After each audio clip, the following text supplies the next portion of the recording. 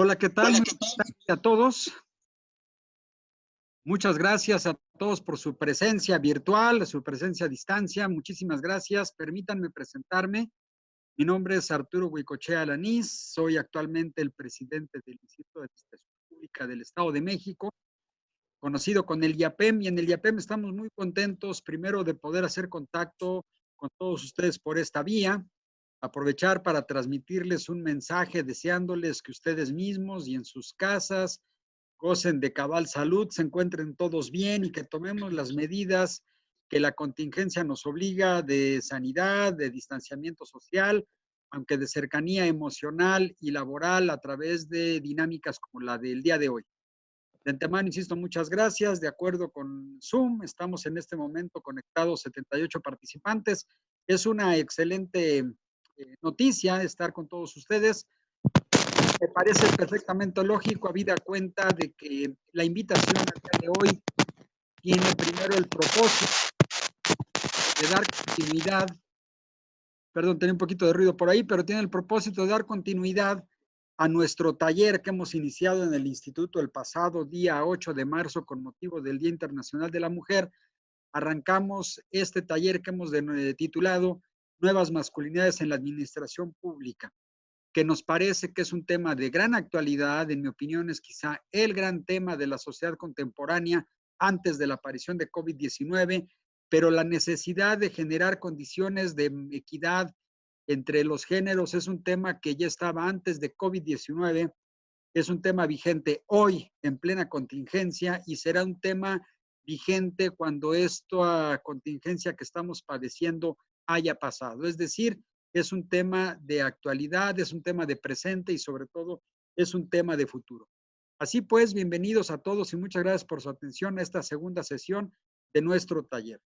En esta ocasión estamos muy contentos porque además tenemos la participación de una invitada de lujo, y me atrevo a decirlo así porque es una mujer que goza del respeto profesional de todos nosotros, a quien no solo le tenemos afecto personal, sino mucho respeto profesional, y nos sentimos en el IAPEM muy orgullosos porque además es egresada de nuestras aulas con una participación que ha tenido al ser parte de nuestros diplomados. Vi algo raro en mi pantalla, pero seguramente obedece a que estamos compartiendo la presentación. Perdón, continúo con la presentación de nuestra participante el día de hoy, nuestra conferencista, que es la maestra Melissa Estefanía Vargas Camacho. Decía yo, para nosotros orgullosamente egresada de un diplomado del propio Instituto de Administración Pública del Estado de México, pero es más importante señalar que ella es licenciada en Ciencias Políticas y Administración Pública por nuestra Universidad Autónoma del Estado de México, es maestra en Gestión Pública aplicada por el Instituto Tecnológico y de Estudios, perdón, el ITAM, el Instituto Tecnológico Autónomo de México, donde también tiene estudios de posgrado con diplomados y, insisto, tiene una trayectoria muy importante en el ámbito municipal, en el ámbito federal, donde se desempeñó también a cargo de programas muy importantes en la anterior gestión federal, en la que presidió el señor presidente Enrique Peña Nieto, y ahora es el vocal ejecutivo del Consejo Estatal de la Mujer y Bienestar Social del Estado de México. Y, por supuesto, como todos sabemos, es la responsable de uno de los programas emblemáticos de esta gestión y una de las tareas más importantes que el gobierno del Estado de México se ha impuesto. Uno de los temas no solo del plan de desarrollo, sino es parte de los temas centrales de la Agenda 2030, y es uno de esos temas en los que el Instituto de Administración Pública quiere incidir habida cuenta la importancia que tiene. No le doy más vueltas, pues, se encuentra ya con nosotros con algunas respetuosísimas sugerencias de que podamos mantener nuestros micrófonos cerrados para poder tener una mejor calidad en el audio y en la transmisión, en la participación de nuestra invitada. Ella hará uso de la palabra. Les invitamos también a que podamos formular todas las preguntas en el momento que deseen, utilizando el chat que esta herramienta nos permite, de suerte que al final de la intervención de Melissa tendremos la oportunidad, con la ayuda de la maestra Isabel Guadarrama, secretaria técnica del Instituto de Administración Pública del Estado de México, de conducir la sesión de preguntas y respuestas. Les decía yo, pues, no quisiera darle más vueltas, aprovechar la presencia ya de Melissa, a quien además le agradezco, no obstante su apretada agenda, incluyendo en estos días de contingencia, se haya tomado un tiempo para compartir con nosotros su experiencia y su perspectiva de estas nuevas masculinidades en la administración pública en nuestro país. Adelante, Melissa, bienvenida. El instituto se siente muy orgulloso de tu participación y muy agradecidos por tu colaboración. En tu Ya caso, estoy. Melissa, es la única que, por favor, use el audio. Gracias. En primer lugar, maestro, quiero agradecerle la invitación que me ha hecho. Es para mí un honor y un gusto poder participar, expresando de manera muy humilde algunos puntos de vista sobre el tema de género, precisamente en este ciclo de conferencias que tienen. Eh, Maestro Arturo Huicochea, muchísimas gracias. Aprovecho para felicitarlo por este encargo que está haciendo un enorme trabajo y en donde en breve tiempo se están viendo ya los resultados. Quiero agradecer a todos los asociados que nos acompañan el día de hoy, a amigos, muchos de ustedes, otros colegas de la administración pública que aquí estoy revisando, otros académicos muy destacados, miembros de organizaciones de la sociedad civil, que por ahí veo algunos. Les mando un fuerte y un caluroso abrazo. Quiero agradecerle a Isabel Guadarrama también todo el apoyo para que esta conferencia se pueda desarrollar.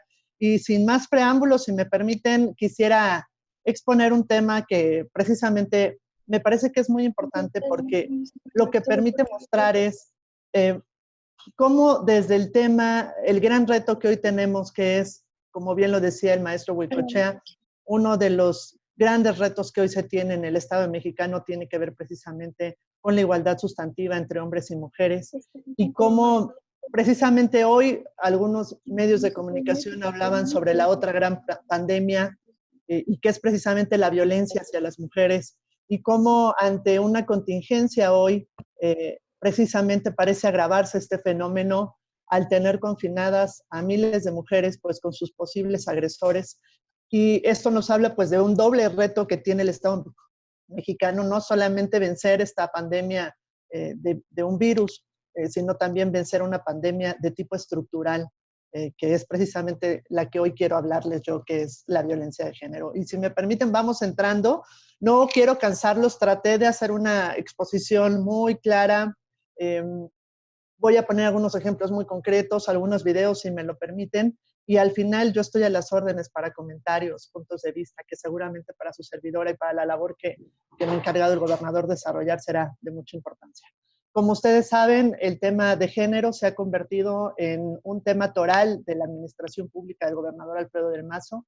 No en balde aparece como un eje transversal en su plan de desarrollo de esta administración y muy alineado además con los OCDEs, en donde uno de ellos, el punto 5, de manera concreta establece como una medida esencial la igualdad entre hombres y mujeres.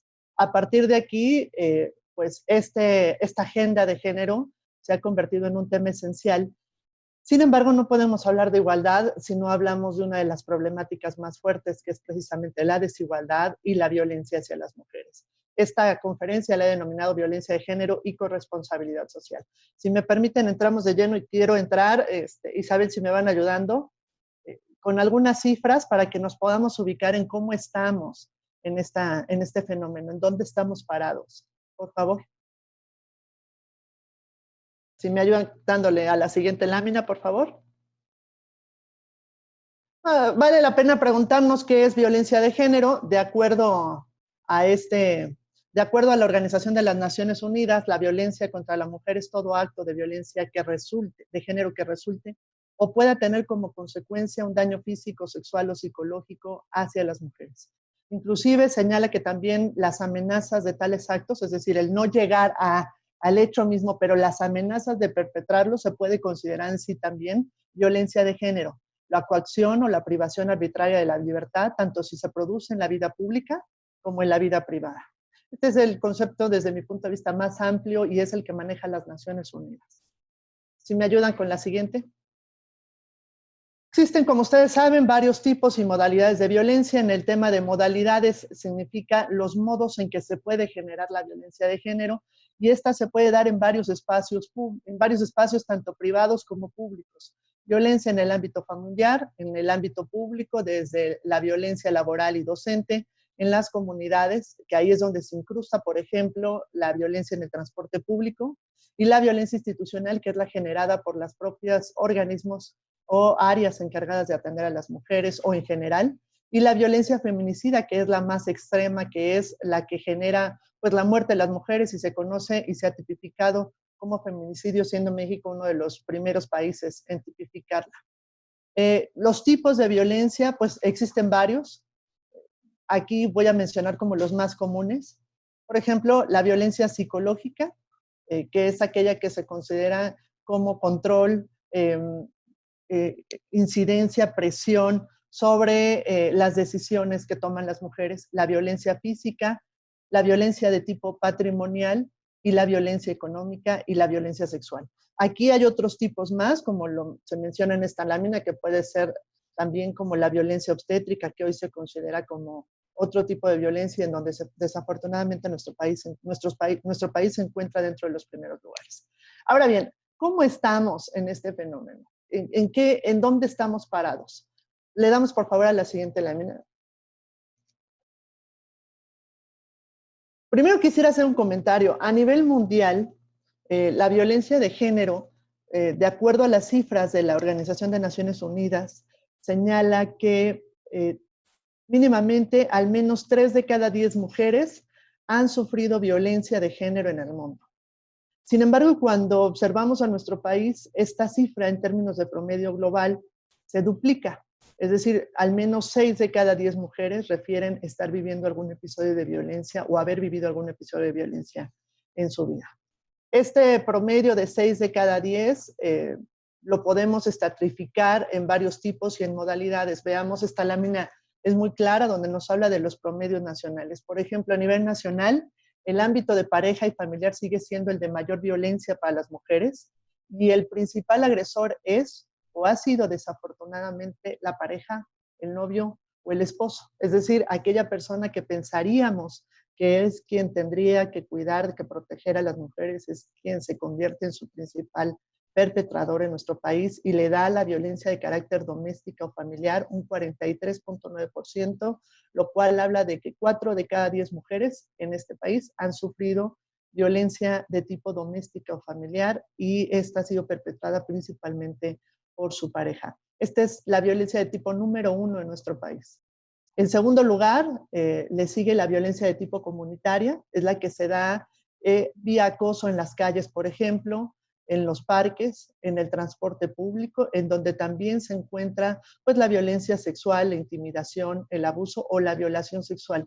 El 38.7% señala haber sido agredida en el ámbito comunitario y esta agresión se formula principalmente por desconocidos. Es decir, casi 4 de cada 10 mujeres en México señalan haber vivido un episodio de violencia en la calle, en el parque o en el transporte público. En tercer tipo se encuentra la violencia de tipo laboral. Esta se puede considerar como los actos más frecuentes: discriminación, agresiones sexuales, humillación, degradación o intimidación. Aquí es donde se encuentra precisamente el acoso y el hostigamiento laboral. Somos el tercer lugar a nivel mundial con este tipo de violencia. En compartirles que 26.6% de las mujeres señalan haber sido agredidas en un espacio laboral. Casi estamos hablando de 3 de cada 10 mujeres. La cuarto tipo de violencia más común es la que se da en el ámbito escolar.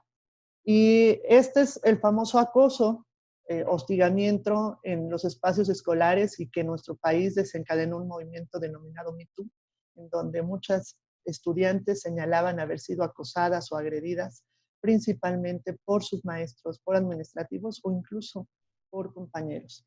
En este número, en este tipo de violencia, se señala que hay un cerca de 25% de mujeres que refieren haber sido agredidas en su escuela o en el centro donde estudian. Estas son estadísticas a nivel nacional.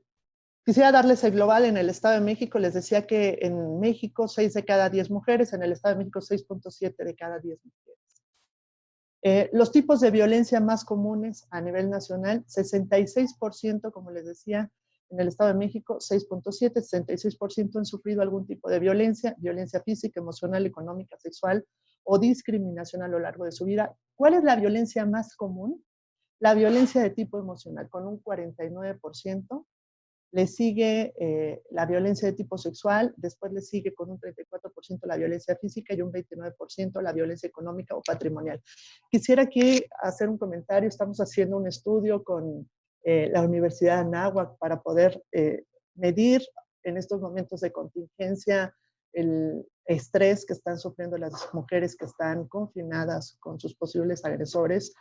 Y de acuerdo también a las cifras de nuestra línea 01800, hemos tenido un incremento de la violencia emocional hasta en un 60%, seguida por la violencia física con un 36%.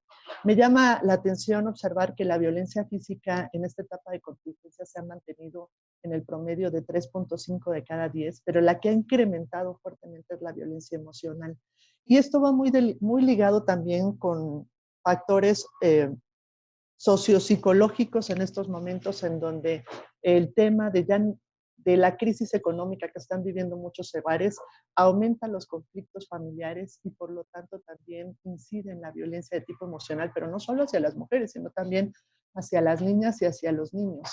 Y por otro lado también el miedo, la ansiedad, la preocupación del futuro inmediato, de lo que va a suceder seguramente cuando termine esta crisis, está aumentando los niveles de violencia emocional en el Estado de México, pero también en todo el país. Y bueno, pues es un fenómeno que se ha visto en otros países como China, España, Italia, en donde, por ejemplo, incluso en Francia, en donde en Francia tuvieron que habilitar, hacer de los hoteles espacios para poder recibir a mujeres ante el incremento que hay de la violencia doméstica, sobre todo en la etapa de contingencia. Si le damos por favor a la siguiente lámina. Estas cifras lo que nos permiten ver es cómo estamos ubicados, en qué parte estamos parados y si nos regresamos un poquito, quisiera hacer ahí una breve reflexión. Si ustedes se percatan, se dan cuenta, nuestras cifras son mayores a las cifras que se manejan a nivel mundial. No en balde Spotlight seleccionó, Spotlight que es una iniciativa de la Organización de las Naciones Unidas para poder invertir en países en vías de desarrollo sobre temas muy particulares en la próxima década. Seleccionó América Latina en general para poder incidir en un tema muy en particular que es la violencia feminicida. Y en México seleccionó a 3 estados, Chihuahua, Guerrero y el Estado de México. Y en el Estado de México seleccionó 2 municipios, Ecatepec y Naucalpan, los cuales se encuentran dentro de los 11 municipios alertados. Y bueno, estas cifras nos tendrían que llevar a pensar qué es lo que está sucediendo, por qué estamos con estos números, qué fue lo que desencadenó que en cerca de una década, un poco más de una década atrás, estos niveles de violencia hacia las mujeres se hayan incrementado de esta manera. Y bueno, pues nosotros hemos hecho varios estudios derivados de información que nos ofrece el Secretario Ejecutivo del Estado de México, con la Secretaría de Seguridad Pública del Estado, derivado de los datos que nos ofrece el Badevim. Por otro lado, también de las denuncias que tiene la Fiscalía del Gobierno del Estado, y a la par de estudios internacionales, y en buena medida hemos encontrado elementos estructurales y coyunturales muy residentes en los países y en los estados donde hay unas mayores incidencias de violencia. Entonces, voy a entrar de lleno desde nuestra óptica, desde nuestra perspectiva, qué es lo que está pasando. Por favor, la siguiente lámina. Podríamos hablar de múltiples factores causales. Finalmente, un fenómeno social no tiene solo una causa, sino todos, la gran mayoría son multicausales. Podríamos hablar de factores estructurales y de factores coyunturales también. Los estructurales, los cuales impactan profundamente en la construcción económica, social, cultural de un país, y los coyunturales, los que obedecen a una etapa o un momento determinado que está viviendo un país y que pueden o exacerbar un problema o disminuirlo, por ejemplo. Voy a empezar por los factores de tipo estructural, dentro de los cuales en el fondo de estos factores estructurales se encuentra una cultura patriarcal desigual o asimétrica a favor de un género. Para nadie es oculto que México ha tenido una cultura patriarcal muy arraigada que ha derivado desafortunadamente en fenómenos como machismo, o micromachismos también, muy, muy fuertes y muy arraigados en la cultura mexicana, ¿no? Tan solo observemos estas películas de los años 50, 60, en donde el macho mexicano era el que se robaba a las mujeres pues en el caballo y las mujeres eran robadas y eso era como parte del ideal del amor mexicano, ¿no?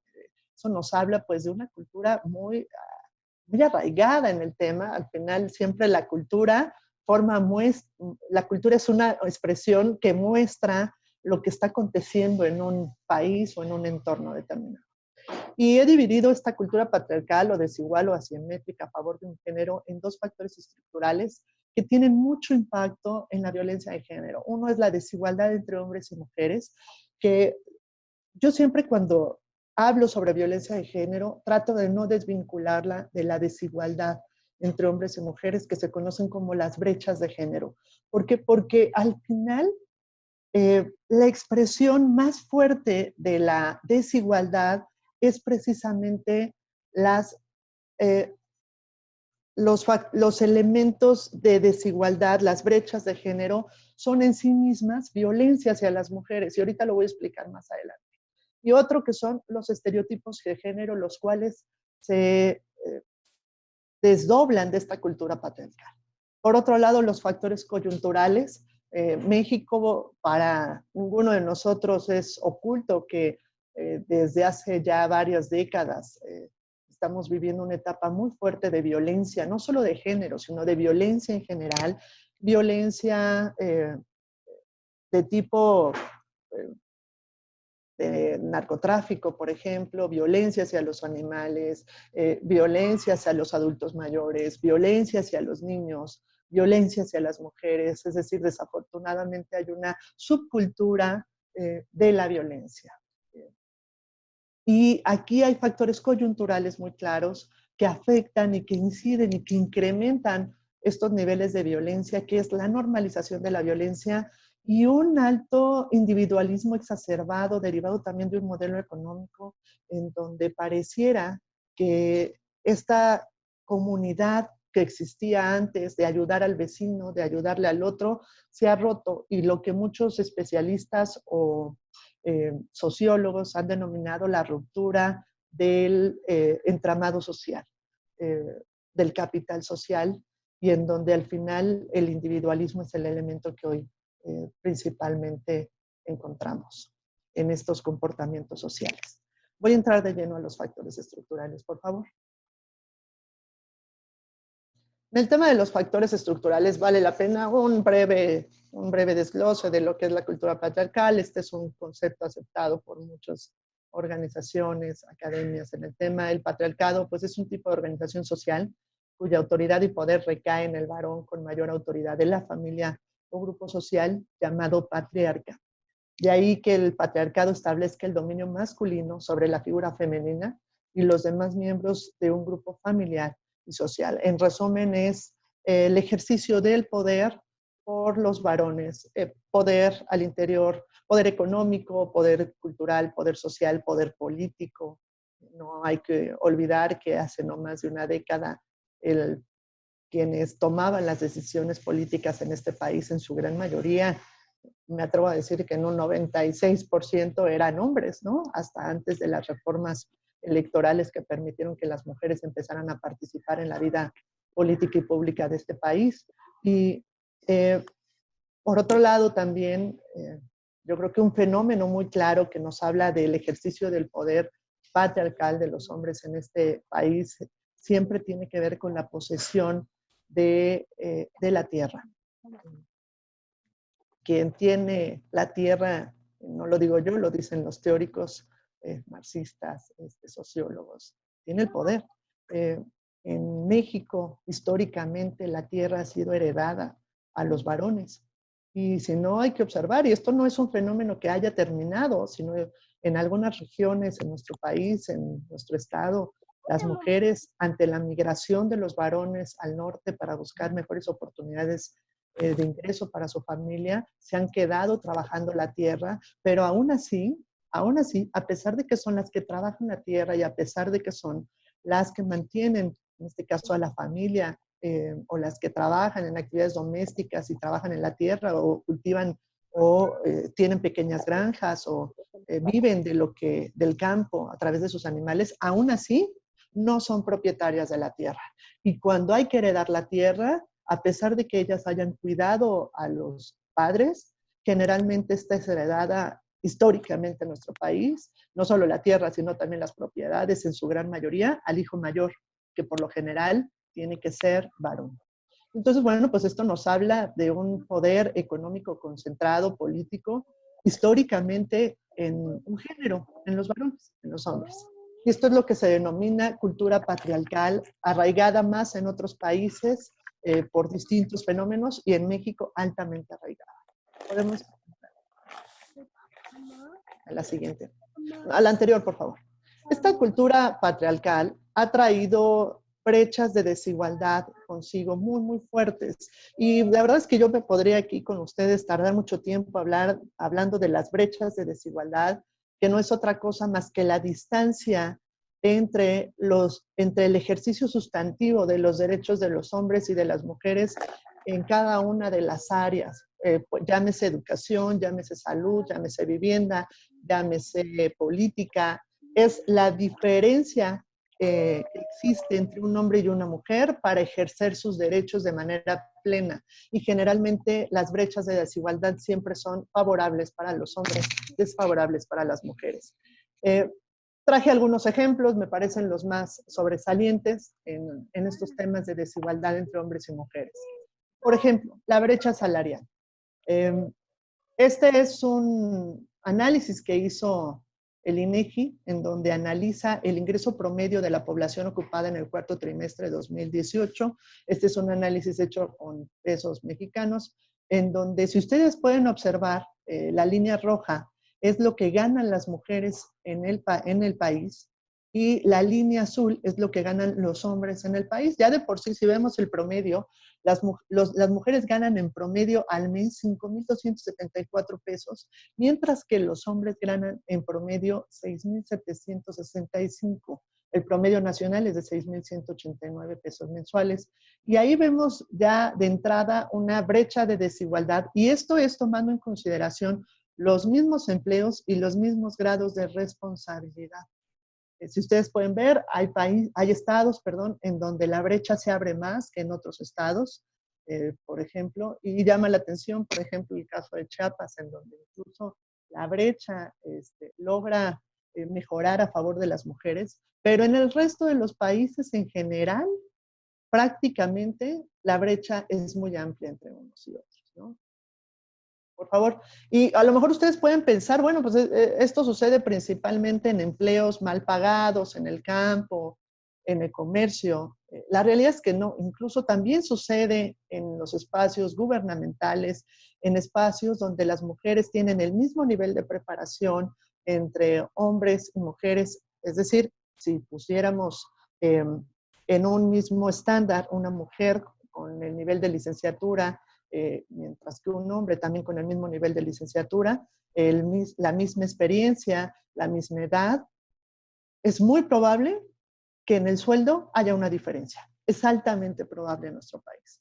Quisiera, antes de pasarnos a esta de brecha educativa, incluso decirles, hay un estudio que ustedes lo pueden googlear, en donde, por ejemplo, me llama mucho la atención porque le pidieron a una empresa que visualizara 2 currículums con los mismos, con la misma experiencia, con la misma capacidad, con el mismo perfil, ¿no? Y le dijeron que uno era de un hombre y otro era de una mujer.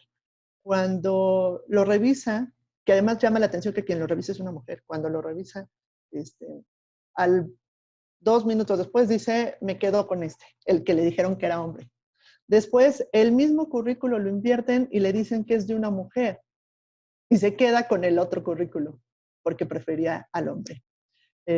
Para las mujeres es más difícil conseguir un empleo porque además la carga de la responsabilidad, del cuidado, hace de por sí para los empleadores una limitante porque consideran que van a pedir más permisos, que tienen que cuidar a sus hijos, que es más factible que puedan faltar porque los hijos se pueden enfermar por actividades escolares, etcétera. Y por lo tanto, comúnmente el desempleo tiene principalmente rostro de mujer. Este tema de desempleo pues tiene un impacto muy fuerte. Hoy, por ejemplo, en algunos países en Europa se hablan de los currículums sin género, en donde hay propuestas, iniciativas que pongan porque no se estén, que se prohíba poner en los currículums el género para que el género no sea una determinante de tu decisión, sino que sea la experiencia y la capacidad lo que defina quién ocupe ese espacio laboral. Esto es muy importante porque hoy los niveles educativos están muy al parejo entre hombres y mujeres. Seguramente aquí hay varios académicos, y no me van a dejar mentir, que en las aulas universitarias cada vez son más mujeres que hombres. Y entonces es muy importante que cuando ellas egresen cuenten con las mismas oportunidades que puede encontrar un varón, que su género no sea lo que determine acceder a un empleo, sino su capacidad. Otra de las brechas muy marcadas en nuestro país es la brecha educativa, sobre todo en la población adulta en mujeres. Es decir, si bien hace un rato yo refería que en términos educativos cada vez más hay una paridad entre hombres y mujeres en las aulas, esto es una realidad, las cifras lo están mostrando. Las mujeres sobre todo salen afectadas frente a un embarazo, que es lo que les hace desertar, sobre todo en el nivel de secundaria y de preparatoria. Sin embargo, si esa situación no se genera en la vida de una mujer, hoy por hoy es altamente probable que las mujeres puedan concluir una carrera universitaria. Sin embargo, la brecha educativa la vamos a poder ver en un tema muy en particular, que es la población de 15 años y más por grupo de edad y su distribución porcentual según condición de alfabetización y sexo. Son las cifras al 15 de marzo del 2015 y lo que vamos a ver aquí, por ejemplo, es si se pueden ir al apartado de 45 a 54 años abajo, de ahí para abajo, van a ver, por ejemplo, que la población analfabeta principalmente son mujeres. Veamos, hay un 69% de mujeres de 45 a 59 a 54 años de edad, de entre los analfabetas, que son mujeres. Muy en comparación con el 41% de los hombres. Y así nos podemos ir para abajo y vamos a ver la brecha de género aquí muy clara. Sobre todo en los 65 en adelante vamos a observar que principalmente son las mujeres, casi dobla la brecha de desigualdad en alfabetización. Y bueno, pues no habrá que recordar que hace algunas décadas atrás, hace 10, 20 años, por ejemplo, cuando la familia tenía que decidir por cuestiones económicas quién continuaba con sus estudios, generalmente se decidía por el varón. ¿Por qué? Porque se asumía que era quien iba a encabezar una familia y por lo tanto iba a ser el proveedor y iba a tener que tener mejores condiciones para salir adelante. Y las mujeres iban a ocupar el espacio privado. Incluso no habrá que olvidar esta frase en donde decían, bueno, pues, ¿para qué voy a gastar o invertir en una mujer que al final después se va a embarazar y se va a casar y pues no tiene caso, mejor le invierto un hombre? Entonces, esto se ve reflejado aquí en esta brecha que tenemos en términos de alfabetización en nuestro país. Nos vamos con la siguiente, por favor. La siguiente lámina, si me ayudan. La brecha patrimonial también es otro de los elementos muy marcados en nuestro país. De acuerdo a un estudio de la ONU sobre mujeres y el derecho a propiedad, las principales causas por las cuales las mujeres están más desfavorecidas en este rubro, primero son, como ya lo mencionaba, en una herencia, generalmente el hijo varón es el beneficiado. 2, en caso de separación o divorcio, el hombre suele retener los derechos sobre la propiedad o la tierra. Tercero, las leyes discriminatorias relativas a la propiedad, la tierra y la vivienda hacen también que las mujeres sean marginadas en los procesos comunitarios en las tomas de decisiones. Quiero comentarles que incluso a nosotros nos ha llamado mucho la atención como, sobre todo, mujeres indígenas, mujeres del campo, que sus maridos se encuentran en el norte del país trabajando en Estados Unidos. Cuando hay reuniones comunitarias ejidales para tomar decisiones sobre la propiedad ejidal, ellas asisten, pero asisten solamente como escuchas. No pueden opinar, independientemente si trabajan o no la tierra, o si son incluso en algún momento pertenecía a sus padres y no a sus esposos, tampoco pueden opinar. Y en muchos de los casos, ellas solamente son las que comunican y tienen que hacer una llamada al otro día para poder tomar la opinión del esposo, que a veces ya está ausente, que no manda ni dinero, que no participa, pero que al final sigue tomando las decisiones sobre la propiedad de la familia. En las comunidades rurales, como lo decía, la propiedad de la tierra determina la categoría social y la manera en la que se ejerce el control sobre los recursos del ingreso en el hogar. Esta se considera una desventaja posición económica de las mujeres en este sentido porque genera una dependencia estructural de los hombres en lo que toca este recurso. Por eso está tan vinculada con el tema de la violencia. Desafortunadamente, en México hay muchas mujeres que si denuncian que viven violencia doméstica, es muy probable que se queden en la calle. Es decir, que no tengan dónde vivir, que no tengan de qué vivir.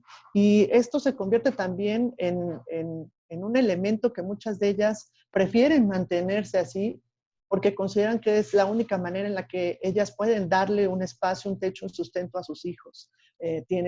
Porque consideran que se van a quedar definitivamente en la calle, a pesar de que la casa la hayan construido entre los dos, o a pesar de que su trabajo doméstico haya permitido que el varón salga a trabajar y traiga el ingreso. Las mujeres prácticamente no son las dueñas de la propiedad, no son las dueñas de la casa, y esto se convierte en una condicionante para la violencia. Por favor.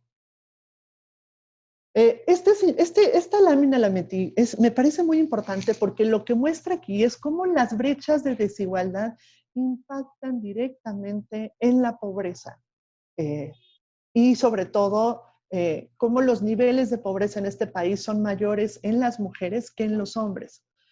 Quisiera llamar su atención, por ejemplo, de acuerdo al Coneval, los hogares encabezados por mujeres tienen una mayor carencia alimentaria que los hogares encabezados por los hombres, con un porcentaje del 41% contra el 35% respectivamente. Esto es muy interesante. Observen que en prácticamente poco más del 6% de los hogares que son encabezados por mujeres son más pobres que los de los hombres. Y esto, bueno, pues está muy, muy ligado a estas brechas de desigualdad salarial, a estas brechas de desigualdad patrimonial, a estas brechas de desigualdad educativa, en donde al final van a definir el futuro económico de las mujeres y tienen un impacto directo en su calidad de vida, definitivamente. Y por lo tanto, como ya lo refería, es más probable que una mujer en situación de pobreza, que una mujer con poco nivel educativo, que una mujer con pocas posibilidades de acceder a un ingreso, sea más proclive a ser víctima de violencia que una mujer con un salario, que una mujer propietaria de un predio, propietaria de su casa, porque esto, el no tenerlo, la hace más endeble a vivir episodios de violencia, la empodera. Por supuesto, no es una mujer empoderada. Y observen tan solamente, por ejemplo, donde habla de pobres en esta lámina, cuando son jefas, mujeres jefas, no carentes, son los hogares encabezados por hombres el 69%, no carentes de alimentación. Carentes, el 36% de los hogares encabezados por mujeres. Ahí están las brechas de desigualdad y cómo impactan al final en la situación y en la calidad de vida. No habrá que olvidar que cada vez más en México existen hogares encabezados por mujeres. Y bueno, pues sin lugar a dudas las brechas que marcaron su infancia, el decidir si seguían estudiando, tuvieron un impacto directo al final en su nivel y calidad de vida, no solo de ellas, sino también de sus hijos y de sus hijas. Aquí se encuentra el famoso círculo de reproducción de la pobreza. Por favor. En resumen, antes de pasar al otro tema, lo que podemos ver aquí es cómo las brechas de desigualdad tienen un impacto directo en la violencia de género.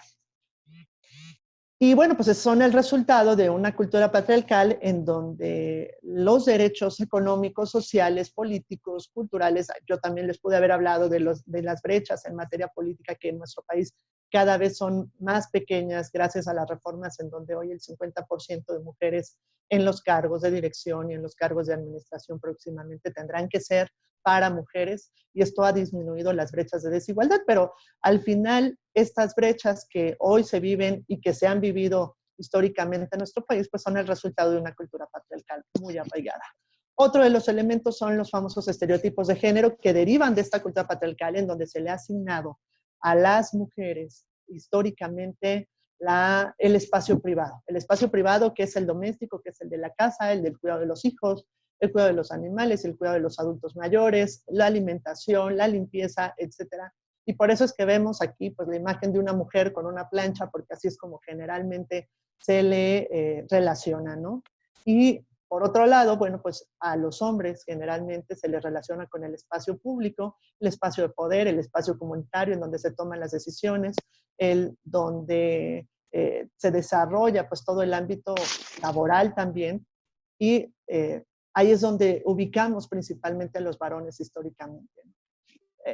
Recientemente la realidad es que estos estereotipos de género poco a poco se han ido rompiendo. Era muy común, siempre que hablábamos, aquí hay una imagen muy clara, siempre que hablamos de jefe pensamos en hombre, ¿no? En un varón. Siempre que hablamos de secretaria pensamos en una mujer, no en balde los nombres, ¿no? Jefe, históricamente el lenguaje también excluye, el lenguaje también forma parte de los símbolos, el lenguaje también muestra la realidad de una sociedad y una cultura, ¿no? Pero cuando hablamos de quién atiende al jefe, pues siempre hablamos de una secretaria y no de un secretario, ¿no? O no de una jefa y un secretario. Esto forma parte, pues, de la cultura de estereotipos derivada de la cultura patriarcal, generalmente. Esto cada vez se está rompiendo más. Hoy es más común el intercambio de roles. Vemos a hombres que participan en los espacios privados y que colaboran también, a mujeres que participan y que toman decisiones en los espacios públicos. Sin embargo, lo voy a hablar más adelante, no ha sido sencillo. Esta lucha no ha sido sencilla y ha generado también un aumento en los niveles de violencia. Es decir, el hecho que hoy existan mujeres que exijan ejercer plenamente sus derechos laborales, sus derechos educativos y sus derechos sociales, ha traído desafortunadamente también incrementos en la violencia doméstica. ¿Por qué? Porque muchas veces es muy común escuchar frases como, pues sí, tú serás la jefa allá afuera, pero aquí el que manda soy yo, ¿no? Y aquí la casa tiene que estar limpia y tiene que estar además la comida atendida, los niños atendidos. Y entonces, hoy por hoy lo que existe es una doble jornada o triple jornada laboral para las mujeres. Es decir, el espacio público se abrió para las mujeres definitivamente, pero habrá que decirlo con todas sus letras. Las mujeres seguimos cargando la responsabilidad del espacio privado. Y ese es un enorme reto porque también es una manera de violentar cuando las mujeres cargan con toda la responsabilidad del espacio privado y aparte tienen hoy por hoy la obligación de llevar también dinero a sus casas. Le damos a la siguiente lámina. A la anterior, por ejemplo. Aquí hay algunos ejemplos muy claros sobre el tema de los estereotipos, ¿no? De género, en donde de nuevo las mujeres pensadas, ahí viene la fuente donde lo sacamos, las mujeres pensadas en el espacio privado tienen que cuidar el hogar, deben cuidar a sus hijos, son pasivas, son emocionales y lloran mucho, hablan mucho, son indecisas, desarrollan trabajos en los que están a las órdenes de un hombre o tienen relaciones con niños, secretaria, educación, enfermera. No son tan fuertes como los hombres, no pueden ser heroínas, necesitan un hombre para realizar tareas complicadas. Mientras por el otro lado, los hombres realizan trabajos duros, les gusta el fútbol, no ayudan en la casa, no cuidan a los niños, son desordenados, no saben cocinar, no expresan sus emociones, solo buscan sexo, son analíticos y no lloran, son dominantes, etc. Hay que decirlo también, esta cultura patriarcal que ha generado estos estereotipos de género no solo ha afectado las relaciones para las mujeres, sino también hacia los hombres. Los ha enfrascado, los ha encajonado en un ejercicio de una masculinidad dura, de una masculinidad que no expresa, de una masculinidad que no vive, de una masculinidad en donde su principal responsabilidad es ser el proveedor y en donde Por ello también factores de depresión, de frustración, cuando quedan desempleados, cuando no pueden llevar el recurso a su casa porque socialmente les hemos dejado la total responsabilidad y en donde además no pueden expresar sus emociones. Es decir, los estereotipos de género no solo afectan a las mujeres, sino afectan en general a los dos géneros. Eh, estos ejemplos, la realidad es que lo que muestran es que hemos encasillado a los hombres y a las mujeres para comportarse de tal o cual manera. Le damos a la siguiente lámina. Quiero mostrar algunas cifras que a mí me parecen muy reveladoras, por ejemplo, son cifras recientes del INEGI y que nos habla también sobre estereotipos y roles de género. Veamos, por ejemplo, en México, mayoritariamente, ¿quiénes toman las decisiones? No solo en el espacio público, sino también en el espacio privado. Por ejemplo, ¿quiénes toman las decisiones en la pareja y en la familia? El 56% de los varones en México deciden todavía hoy en pleno siglo XXI, sobre si su esposa o pareja puede trabajar. Es decir, 5 de cada 10 mujeres le consultan a sus esposos si pueden trabajar o incluso estudiar. 67% de los varones deciden sobre los permisos a los hijos. El 86% de los varones son quienes deciden cuándo tener relaciones sexuales. Esto es verdaderamente sorprendente. Y digo sorprendente porque para ustedes todos sabemos que la lucha para poder decidir sobre su sexualidad ha sido una lucha histórica de los movimientos feministas en el mundo. Y lo que vemos aquí es que ha avanzado muy poco. Veamos, por ejemplo, casi 9 de cada 10 en una relación de pareja, quienes deciden cuándo tener relaciones sexuales son los hombres. Es altísimo, altísimo. 64% de los hombres son los que deciden cómo se gasta el dinero en el hogar y el 65% de los hombres deciden cuántos hijos tener. Quiero hacer una aclaración. Estos son promedios, pero por ejemplo, vale la pena decir que en algunas comunidades rurales y en comunidades indígenas, estos datos se pueden ir hasta el 80% de las decisiones sobre cuántos hijos tener. Desafortunadamente y tristemente, hemos tenido casos en donde las mujeres acuden, por ejemplo, a un centro de salud a ponerse algún método anticonceptivo a espaldas de sus esposos, porque les puede costar incluso la vida. Las mujeres, sobre todo, siguen siendo vistas como propiedad del hombre en el tema del ejercicio de su sexualidad. Lo que vemos aquí, tanto para cuántos hijos tener como cuándo tener relaciones sexuales, y desafortunadamente en la cultura patriarcal el ejercicio de la sexualidad y quién decide forma parte también de los elementos de poder. Le damos a la siguiente lámina. Pero vean esta otra. Quiero llamar la atención sobre esta otra lámina. Si bien los hombres en México son quienes mayoritariamente toman las decisiones en una relación de pareja, las responsabilidades del hogar son mayoritariamente responsabilidad de las mujeres, ¿no? Las responsabilidades en el hogar son asignadas a la mujer independientemente si ambas trabajan o no. Y esto es muy interesante porque yo he escuchado a muchos que me dicen, bueno, pero es que eso pasa cuando el hombre trabaja y la mujer está en casa. La realidad de estas cifras nos demuestran lo contrario. Veamos, por ejemplo, en hogares donde los hombres trabajan, por ejemplo, estas son cifras del INEGI de acuerdo a la encuesta de ocupación de uso del tiempo, la más reciente, y veamos, por ejemplo, en lo que ustedes pueden ver, limpieza de vivienda, los hombres del 100% solamente participa el 51%, cuidado de niños 42%, cocinar o preparar alimentos 14%, y así nos vamos, ¿no? Pero, por ejemplo, en el caso de las mujeres, el 99%, en la limpieza de la vivienda, cuidado de niños el 65%, cocinar o preparar alimentos el 96%, aseo de ropa el 96%, pero veamos algo, las horas. ¿Cuántas horas le destinan los pocos hombres que ayudan en el hogar al cuidado, por ejemplo, de los, voy a llamar la atención sobre uno en particular, al cuidado de los niños? 7 horas a la semana, mientras que las mujeres le destinan 16 horas a la semana. Y si nos vamos, por ejemplo, con la limpieza de la vivienda, los hombres le destinan a la semana 3 horas 30 y las mujeres 20 horas con 48 minutos. Si hacemos el promedio, esto para el caso de las mujeres sobrepasa la jornada laboral de 8 horas diarias prácticamente, y es una actividad que no termina los fines de semana como puede terminar el trabajo formal. Mientras, veamos, esto sucede en los hogares donde ambos trabajan. ¿Qué pasa en los hogares, perdón, esto sucede en los hogares donde solo los hombres trabajan. ¿Qué pasa en los hogares donde ambos trabajan, por ejemplo? Los hogares donde ambos trabajan, la situación no cambia mucho. La realidad es que los hombres pasaron de destinarle 3 horas 30 minutos a la limpieza de la vivienda a 4 horas con 18 minutos. Es decir, ganamos 40 minutos cuando también las mujeres trabajamos. ¿Disminuyó en las mujeres? Sí, a 15 horas. ¿Por qué? Porque cuando ellas trabajan o cuando trabajamos, podemos pagar a alguien que nos ayude en casa o nuestras mamás, principalmente las abuelas, ayudan, ¿no?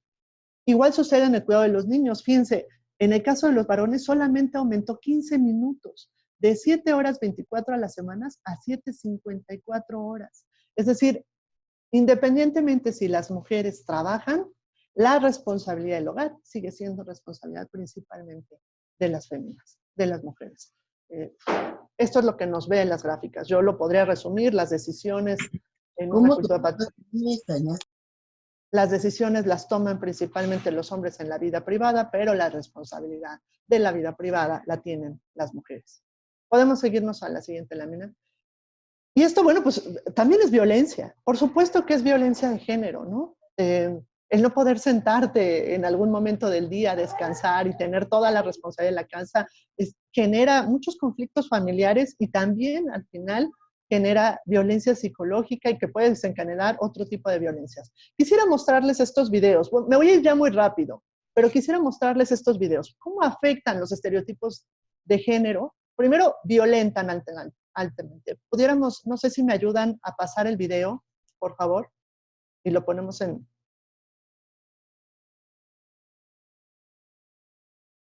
Espero que se escuche. Si me ayudan poniéndole sonido.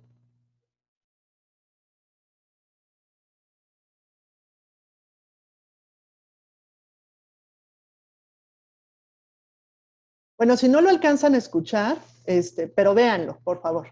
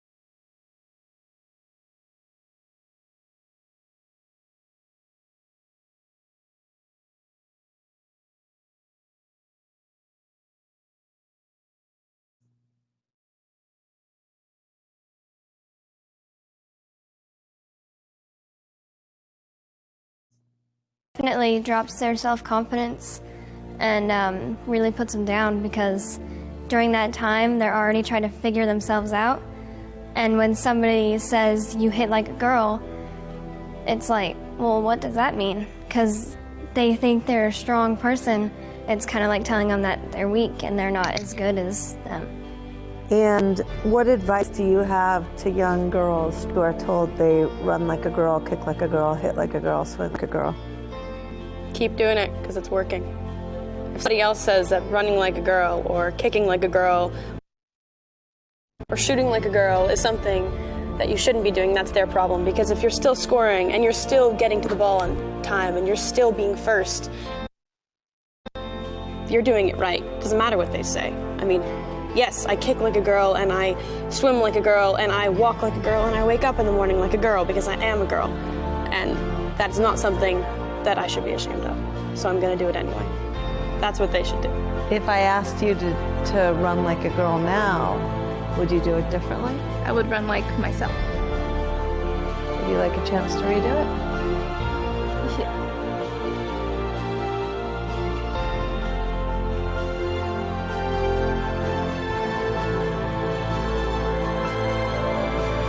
Why can't run like a girl also mean win the race?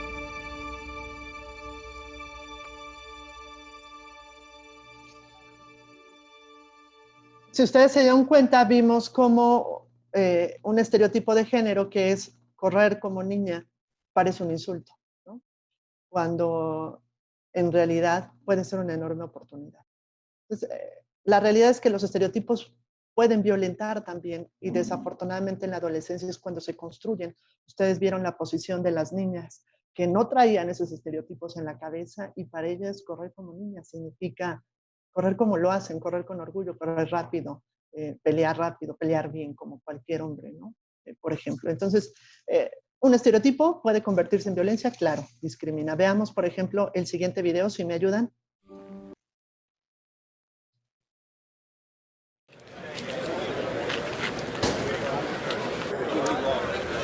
Los estereotipos también discriminan. Vivimos en el mismo planeta. Quizás seamos del mismo país. Podemos tener los mismos sueños y recorrer el mismo camino. Tenemos la misma libertad.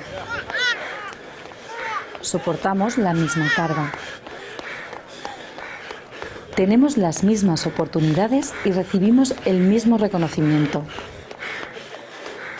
Tenemos la misma meta.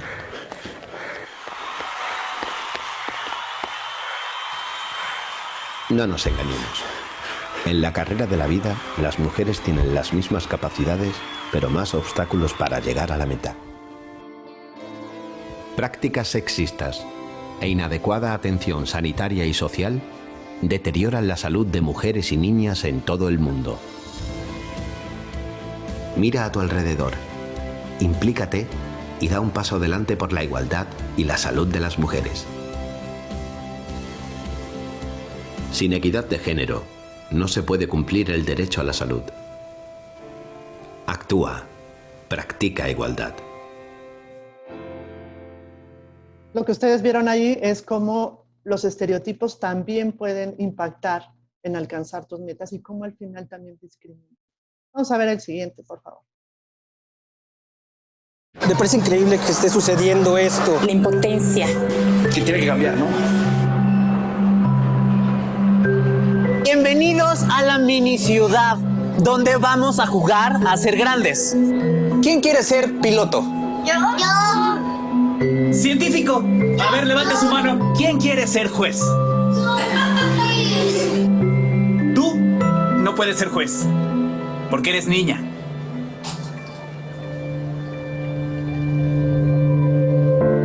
Voy a tener que elegir por cada 9 niños a una sola niña. Y tú no vas a poder ser científica. Solo los niños pueden ser pilotos. Las niñas no. Señorita Zapata, por favor, venga. Le toca servir porque es mujer. ¿Se esforzaron en hacer las galletas? Sí. Aquí está su paga. Aquí está su paga, la mitad.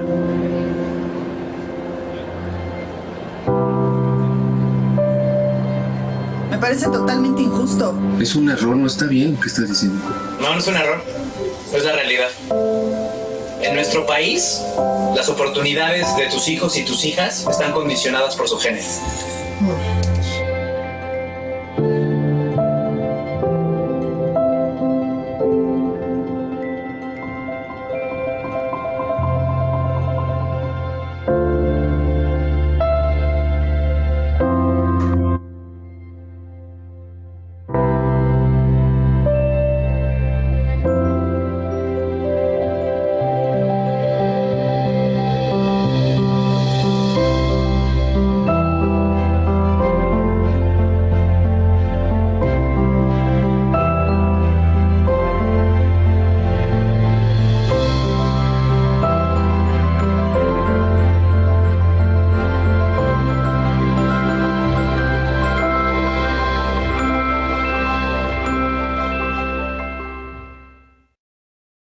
La verdad es que, si podemos regresar a la presentación, la verdad es que yo no sé ustedes, pero yo cada que veo estos videos... Me parece increíble que esté sucediendo esto. De pensar que alguna niña tenga que pasar o mujer tenga que pasar por todo esto para tener las mismas oportunidades que un hombre, ¿no? Al final, en resumen, podemos ver que la cultura patriarcal, que es un tema estructural, genera una desigualdad de derechos, roles de género discriminatorios, cargas de trabajo excesivas, toma de decisiones excluyentes y, por supuesto, machismo, ¿no? Y que esto es el fondo más importante de la violencia. Si no rompemos estos elementos estructurales de fondo, va a ser muy complicado que podamos disminuir los índices de violencia de género. Entonces, esto se convierte en el gran reto, en más importante de todos los gobiernos, pero sobre todo, ya eso voy a entrar ahorita, este es el gran reto social que tiene México, romper esta cultura patriarcal tan arraigada. Por favor, si le damos a la siguiente. Hablemos rápidamente de los factores coyunturales. Los factores coyunturales, y yo aquí me voy a poner algunos ejemplos que me tocaron vivir, que me tocaron ver. Vamos, por favor, a la siguiente lámina. ¿Qué ha sucedido? Recientemente, a partir del incremento de los índices de violencia en nuestro país, existe un alto grado de normalización de la violencia. ¿Qué es eso de la normalización de la violencia? Es asumir que la violencia forma parte de la cotidianidad y de la vida y que está presente en todos lados. Es decir, es acostumbrarnos a vivir con la violencia. Y esto lo vemos muy común. Quiero platicarles rápidamente una anécdota. En algún momento, cuando creo que fue en el año 2018, me llamó mucha atención. Yo acudí a una escuela preparatoria a dar una conferencia con jóvenes sobre el tema de violencia y de repente empecé a preguntarles sobre quiénes alguna vez en su vida habían vivido algún tipo de violencia y la realidad es que yo creo que 1 o 2 alzaron las manos en un auditorio como de 180 preparatorianos. Y me sorprendí muchísimo porque yo dije, bueno, pues estamos en Suiza, estamos en Finlandia, ¿no? Y a pesar ahí, yo creo que no llegan ni siquiera a esos niveles también. Dije, qué bueno. Entonces dije, a ver, no hice la pregunta correcta entonces, vamos a hacerla. Entonces les empecé a preguntar, ¿quiénes de ustedes alguna vez les han quitado su teléfono, su novio? ¿A quiénes de ustedes les han pedido las claves de internet? ¿A quiénes de ustedes les han prohibido juntarse con algunos amigos? ¿A quiénes de ustedes sus papás les gritan constantemente y los amenazan? ¿A quiénes de ustedes los obligan a atender al hermano? De ustedes, de las chicas, las obligan a atender al hermano. ¿A quiénes de ustedes han visto cómo le rayan las libretas a alguno de sus compañeros o se burlan de él? Y entonces cuando empecé a hacer esas preguntas tan cotidianas, empezaron a alzar la mano. Muchos, y se alzaron muchas manos. Y lo que yo me di cuenta es que nuestros jóvenes han normalizado la violencia. Es decir, no saben que lo que están viviendo son episodios de violencia tristemente. Y esto es muy preocupante porque entonces ya no son capaces de distinguir entre lo que está bien y lo que está mal. Mi novio me pide las claves de internet, es normal porque también a mi amiga se las piden y también a mi prima se las piden. Esto es normal, esto forma parte de una relación de noviazgo. Es más, si no me las piden significa que no me quieren, ¿no? Entonces, lo que está sucediendo es que nuestros jóvenes y nuestros niños están interiorizando la violencia también como un elemento de supervivencia, ¿no? Yo aprendo y puse esta imagen, puse estas 2 imágenes porque me parecen muy, muy claras.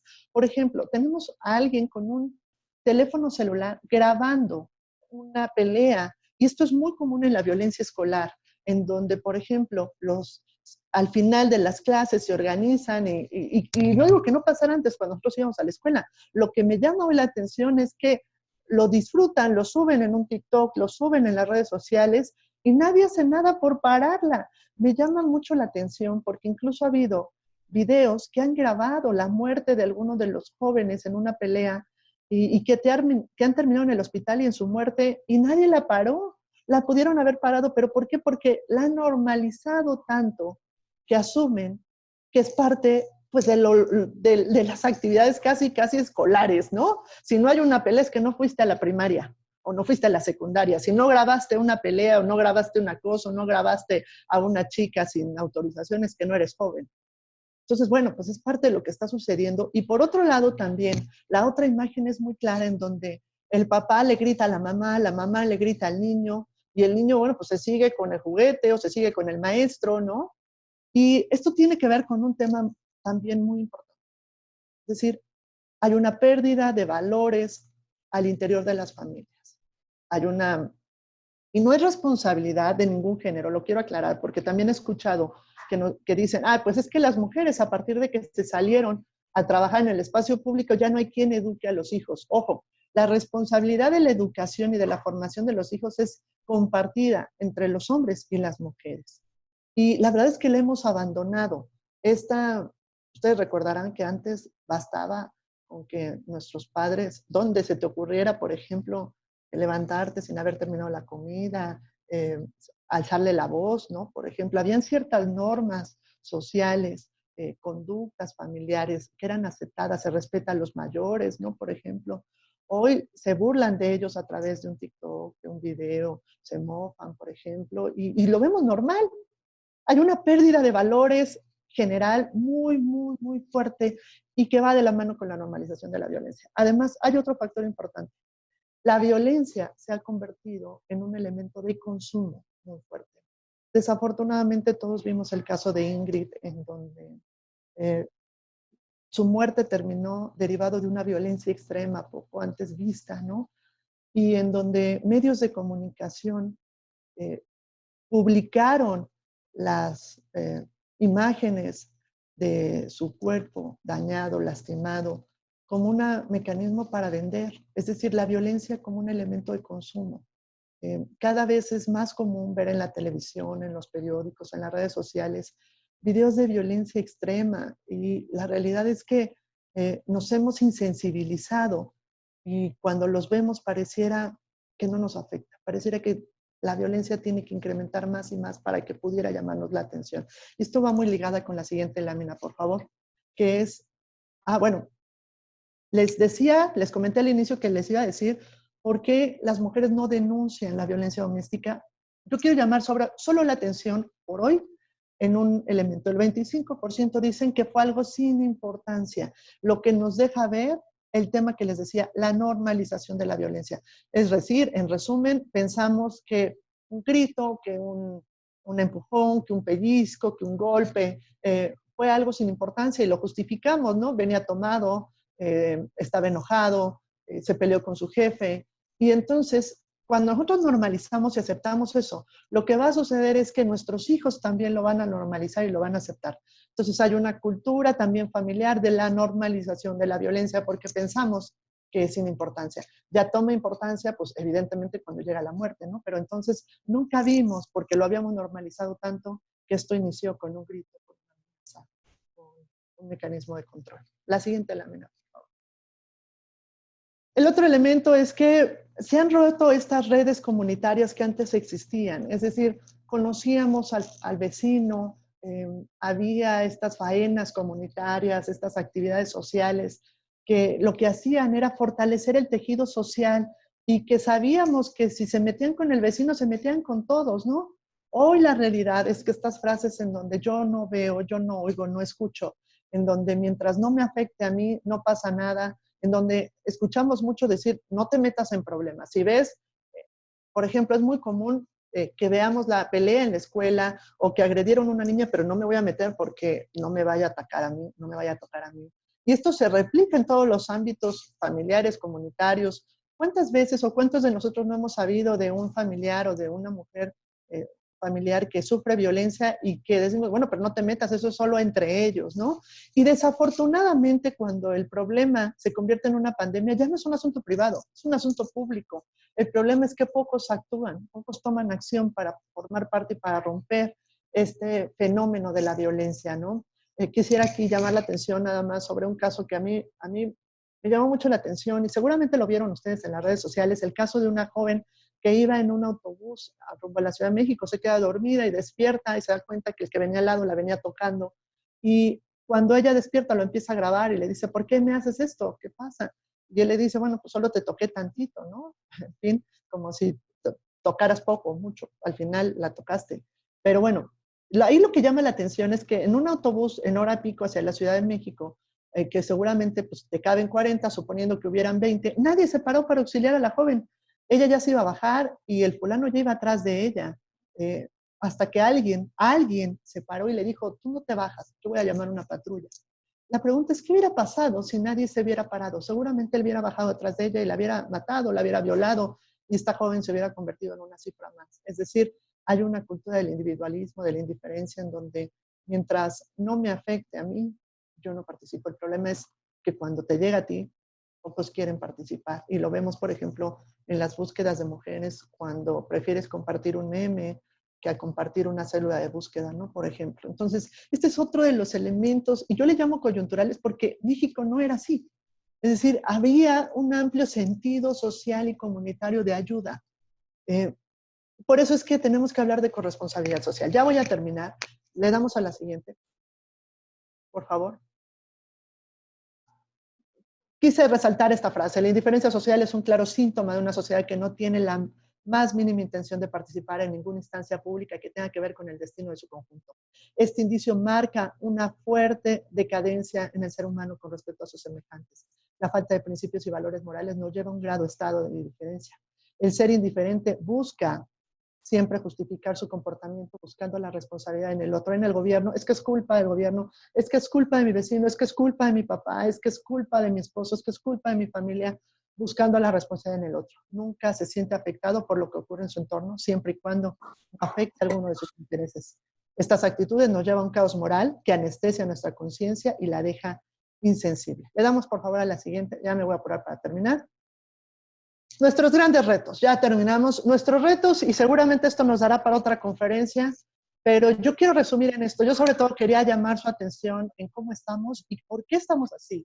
Los retos son tres. Primero, involucrar a la sociedad en la prevención y en la detección de la violencia de género para cómo desnormalizar la violencia a tiempo. Hoy tenemos que hacer un gran esfuerzo para decirle a nuestros jóvenes, a nuestros niños y a nuestras niñas que un pellizco, que una mentada de madre, que una grosería, que no es normal, no es correcto, que pueden vivir una cultura de paz, que pueden vivir un noviazgo sin violencia, que pueden vivir una relación basada en el respeto y en el amor. Dos, sensibilizar sobre la detección oportuna y tomar acción frente a la violencia. Tenemos que romper la indiferencia y para esto generar estrategias comunitarias, sociales, que involucren a los vecinos, que logren de nuevo construir el andamiaje social que está roto, forma parte de la responsabilidad que como gobierno, como organizaciones y como academia tenemos que impulsar.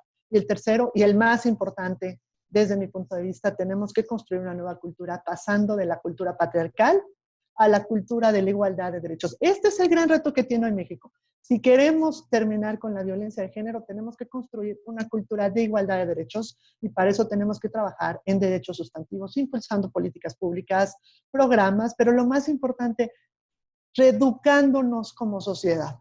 Hoy tenemos que entender que las mujeres ya están en el espacio público, no van a regresar solo al espacio privado, eso no va a suceder.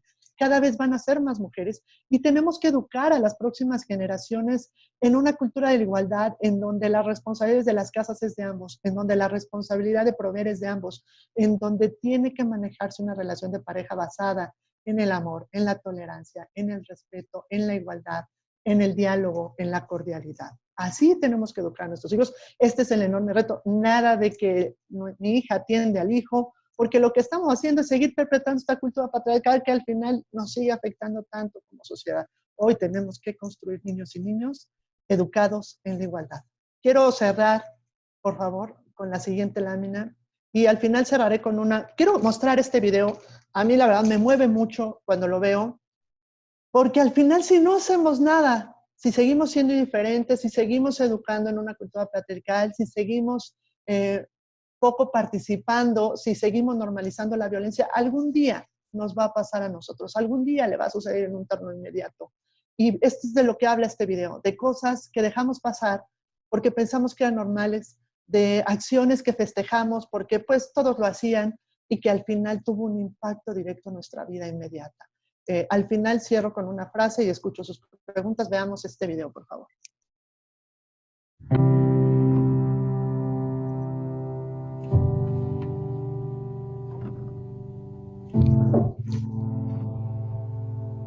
Dear Daddy, I just wanted to thank you for looking after me so well, even though I'm not yet born. I know you already try harder than Superman. You might even let Mommy eat sushi. but I need to ask you a favor. Warning, it's about boys. Because, you see, I will be born a girl, which means that by the time I'm 14, the boys in my class will have called me a whore, a bitch, a cunt, and many other things. It's just for fun, of course. Something boys do. So you won't worry. And I understand that.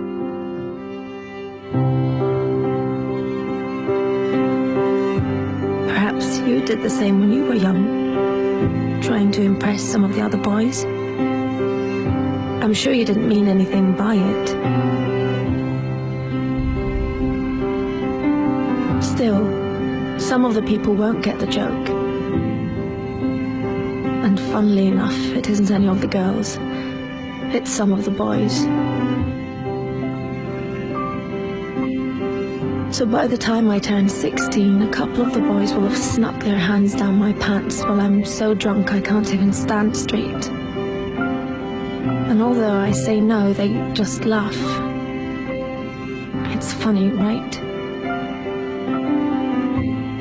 If you saw me, Daddy, you would be so ashamed. Because I'm wasted. No wonder I'm raped when I'm 21. 21 and on my way home in a taxi driven by the son of a guy you went swimming with every Wednesday.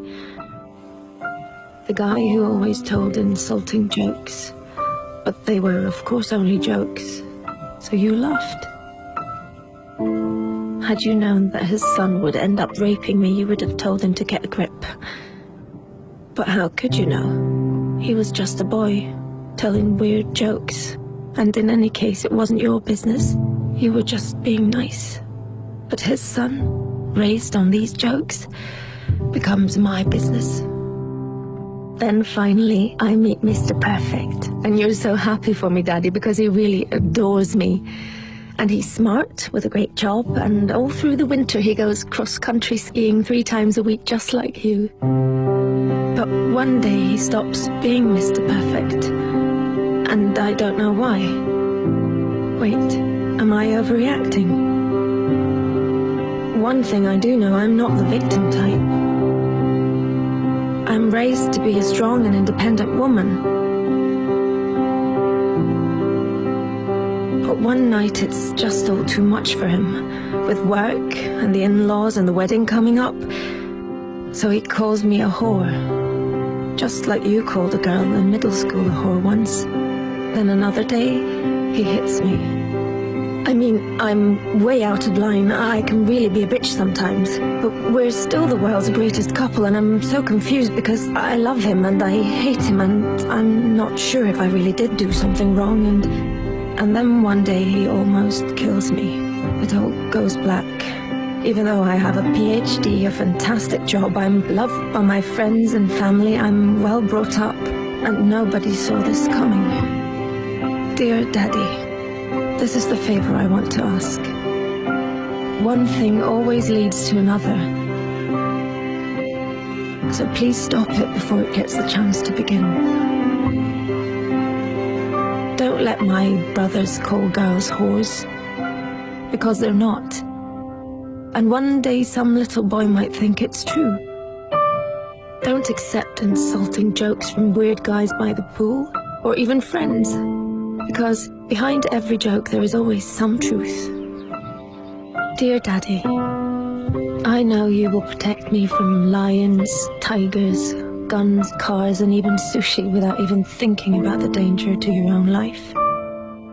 But dear Daddy, I will be born a girl. Please do everything you can so that that won't stay the greatest danger of all.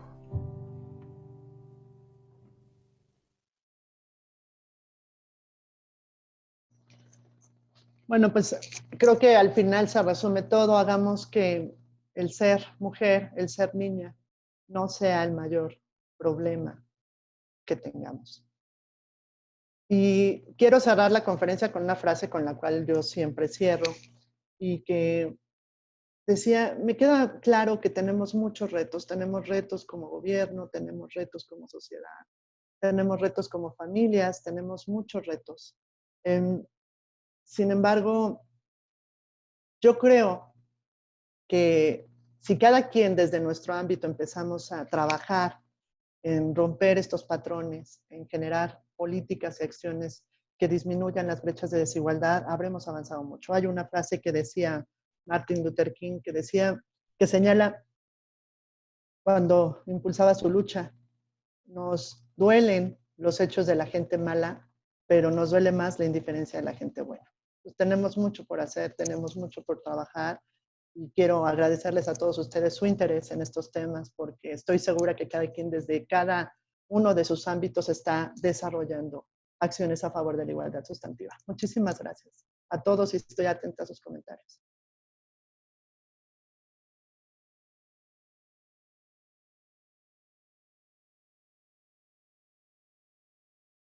Adelante, Isa, por favor. Sí, muchas gracias, licenciada Melissa. Sin duda ha sido una muy, muy interesante conferencia.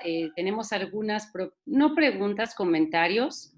Los comentarios que vienen es si podríamos compartir la presentación que vimos el día de hoy a todos los participantes en esta videollamada. Sí, adelante, adelante, con todo gusto. Ok.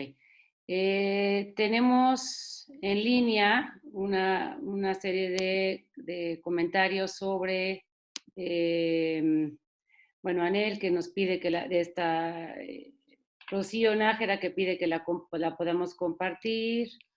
Viene un comentario sobre, no sé si alguien más quisiera proponer alguna pregunta o tenga alguna duda que quiera hacer a través del chat que tienen todos ya disponible. ¿No?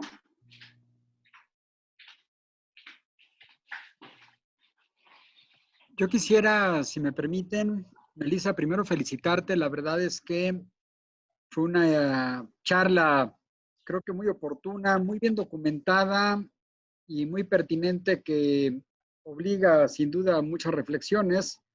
A ratos pensaba yo desde la posición que actualmente ocupo, pero la mayor parte de las veces incluso las pensaba en mi papel de esposo, pareja, padre de familia, papá de una niña adolescente, etcétera. Entonces me imagino que en muchos casos lograste movernos a la reflexión desde ese punto de vista, lo cual creo que también nos obliga a la acción en dos sentidos. Por un lado, en lo estrictamente personal, individual, en nuestra vida privada, en el círculo más cerrado, pero también sin duda quienes tenemos alguna responsabilidad de carácter público, también desde esa perspectiva. Me parece, además, también desde ese segundo punto de vista, muy tranquilizador que quien esté a cargo de una acción pública tan importante como la que tú llevas a cabo en el Consejo, sea una persona muy sensibilizada y muy bien informada respecto a los datos que nos compartiste. Me llama la atención que muchas de la información, sobre todo en la parte inicial, en los datos que maneja, son de la ENDIRE, la encuesta que realiza sobre la dinámica de la violencia en los hogares, el INEGI. Y ciertamente la última disponible es de 2016. Me parece, y al tiempo de que lo comento, te lo pregunto si coincidirías. Primero, desconozco si este año, que es año de censo, también el INEGI haya tenido previsto realizar la ENDIRE, porque como quiera que sea, ya pasaron casi 5 años. Es decir, la ENDIRE 2016 es el año en el que se publica, pero lo más probable, porque es un estudio muy profundo, es que el levantamiento lo hayan iniciado en 2015, si no es que en 2014. Así es que los datos, que son impresionantes, me temo que sean incluso más graves ahora, prácticamente 5 años después del levantamiento. Y me parece también que siendo ese un instrumento tan importante, como es un instrumento de carácter nacional, para la toma de decisiones, para la elaboración de políticas públicas, tengo la impresión de que haría falta un estudio más focalizado en el Estado de México, por ejemplo, o en todo caso, más focalizado en los municipios donde se ha detectado que los fenómenos, pensando en la violencia, no el único, pero en la violencia física, son más agudos. Me parece que será muy importante que el Estado de México tuviera su ENDIRE, por llamarlo así, local, que nos permita como afinar el foco. Al final, lo que el INEGI nos proporciona, que es de una gran utilidad, es un instrumento que tiene un foco muy amplio y me parece que para la toma de decisiones tú has de necesitar información que cierre el foco y que vaya más profundamente. Entonces me parece que ahí hay a mí se me ocurría pues como desde la posición del IAPEM, como una posibilidad de pensar en la elaboración de un estudio conjuntamente con el INEGI, que tiene una gran experiencia en el tema, en fin, que sería muy interesante tratar de juntar fuerzas para recabar información más actual, más profunda y más local, más nuestra, en fin. Insisto, más que una pregunta es una reflexión, pero saber si de tu parte coincidirías en la necesidad de un instrumento de esta naturaleza que nos permita contar con información de este tipo para la toma de decisiones. Doctor, tiene toda la razón. Efectivamente, estamos de hecho, yo al contrario le tomo la palabra porque estamos trabajando con INEGI e IGESEM, el primer atlas de género para el Estado de México, que nos permita poner en perspectiva, incluso a nivel de localidad, cómo estamos en temas de brechas de género, en temas de violencia, por supuesto, en temas de estereotipos, cómo estamos midiéndonos en el Estado de México, porque si bien la información que tenemos al alcance es nacional, a lo mucho logramos tener información estatal, hay poca información de carácter local que nos permita impulsar políticas públicas regionales para poder medir qué tanto está la violencia de género impactando en el norte del estado, en el sur, más allá de hechos prácticos que tengamos, que nos permiten más o menos como que olfatear por dónde va la situación. No tenemos hoy cifras muy sólidas. Entonces, yo al contrario, aprovecho para hacerle la invitación, doctor, al IAPEM, para que apenas instalamos el grupo de trabajo para la integración de este Atlas de Género en el Estado de México, que la idea es que parta 220, que es el Atlas de Género 220, y si me permite nos coordinamos para, yo creo que la visión de interpretación y de política pública y de transversalidad que tiene el IAPEM nos va a permitir poder darle una interpretación adecuada a los datos desde varias visiones. Entonces, doctor, yo al contrario, le tomo la palabra y coincido plenamente con usted. Pues muchas gracias, gracias por la coincidencia, gracias por todo lo anterior. Quiero también aprovechar para agradecer a todos los presentes, que por supuesto ni remotamente estoy cerrando la charla, bueno, al menos que Melissa por su agenda no pueda más tiempo, pero quiero aprovechar esos minutos para agradecer a las asociaciones civiles que nos hacen favor de acompañar por el trato personal y por la manera en la que se registraron. De alcanzo a identificar nada más a nivel humano, nuestra querida amiga Rosa María Oviedo, siempre presente en este tipo de tareas tan edificantes, pero también la UMEDE de Francisco Borrayo, espero que se haya podido conectar finalmente, pero le quiero agradecer su interés, y la Fundación Proequidad de Paulina Lemus, también muchas gracias por acompañarnos. Estoy seguro que hay otras que quizá identifique yo menos a manera, por el nombre pues, porque estamos registrados a título individual cada uno de nosotros, pero agradecerles a todos ustedes su interés y su presencia. Y reiterarles también que si en este momento no tuvieran mayores cuestionamientos, lo que podemos hacer con mucho gusto es tomar nota de todas ellas, las preguntas que nos hagan llegar y comprometiendo un poco aquí públicamente a Melissa, transmitírselas porque estoy seguro que también por esa vía podríamos tener su respuesta muy más adelante. Veo que también está de Sandra Ruiz, Tejiendo Sueños, Asociación Civil. Otra cosa que quisiera resaltar es que arrancamos la conferencia prácticamente con las 100 personas que permite la plataforma y nos hemos mantenido cerca de los 100 del tiempo, lo cual habla no solo del interés, sino que lo dicho ha sido tan interesante que ninguno de nosotros o casi ninguno se ha querido desconectar. Así es que felicidades por eso también. Les comento que algunos compañeros de la oficina del instituto les pedimos que se desconectaran para dar oportunidad a otros que se incorporaran un poco más adelante. Entonces, pues felicidades, Melissa, eres taquillera. Y gracias a todos que me aguantaron. Les mando un enorme abrazo. Gracias, doctor, por la oportunidad y gracias, Isabel. Gracias a ti. Nos despedimos de todos reiterando la gratitud, comprometiendo a Melissa con esto último, porque creo que será muy interesante la visión que nos acabas de dar, completa muy bien el diagnóstico y al final cerraste muy bien planteando 3 retos muy importantes. creo que sería muy importante también, si se puede, más adelante, en algunas semanas o meses más adelante, hablar de los avances en esos retos, particularmente en nuestra entidad. Me parece que sería como para complementar. Nos dejaste como al principio, en el momento climático de la película, y como que quisiéramos saber, y luego, ¿qué ha pasado? ¿Qué está ocurriendo? Me parece que podría ser interesante. Sé lo delicado que es esa información, y además no toda ella corresponde al Consejo Estatal de la Mujer. Hay muchas áreas de gobierno involucradas, pero al final me parece que con esta visión global del fenómeno será muy interesante dar una revisión un poco más adelante a ver cómo vamos. Con todo gusto, doctor. Y yo creo que, si me permiten, yo al contrario, sería la agradecida de que me permitieran, a partir de estos 3 retos, plantearles qué ha hecho el Estado como tal, Fiscalía, Secretaría de Seguridad, Consejo, todas las instancias, y cuáles son los retos que todavía tenemos pendientes. Correcto. Desde la visión de la administración pública.